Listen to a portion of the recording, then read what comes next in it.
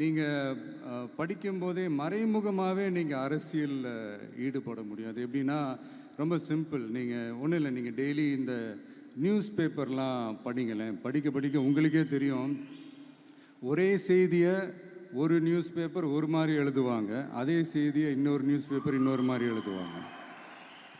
ஒரு செய்தியை ஒரு நியூஸ் பேப்பரில் ஃப்ரண்ட் பேஜில் ஹெட்லைன்ஸில் போடுவாங்க, அதே செய்தியை இன்னொரு நியூஸ் பேப்பரில் கடைசி பக்கத்தில் கூட போட மாட்டாங்க. இங்கே நியூஸ் வேறு, ஒப்பீனியன் வேறு, செய்தி வேறு, கருத்து வேறுங்கிறது உங்கள் எல்லாருக்குமே தெரிய வரும்.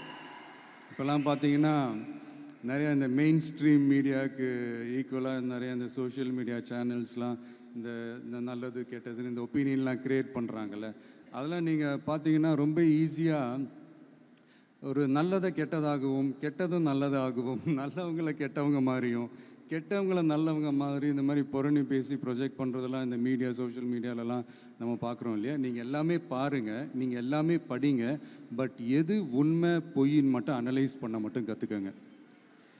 அப்போ தான் இங்கே உண்மையிலே நம்ம நாட்டில் என்ன பிரச்சனை, நாட்டோட மக்களுக்கு என்ன பிரச்சனை, இந்த சமூக தீமைகள் பற்றிலாம் உங்களுக்கு தெரிய வரும்.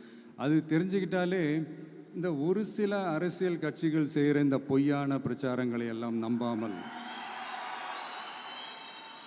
எது கரெக்டு, எது தப்பு, எது உண்மை பொய்ன்னு இதை அனலைஸ் பண்ணி பார்த்துட்டு நல்ல தலைவர்களை தேர்ந்தெடுக்கக்கூடிய ஒரு விசாலமான ஒரு உலக பார்வை உங்களால் வளர்த்துக்க முடியும். அது வந்துட்டாலே அதை விட ஒரு சிறந்த அரசியல் வேறு எதுவுமே இருக்க முடியாதுங்க. அதை விட நம்ம நாட்டோட வளர்ச்சிக்கு நீங்கள் செய்ய போகிற அந்த பங்களிப்பு வேறு எதுவுமே இருக்க முடியாது.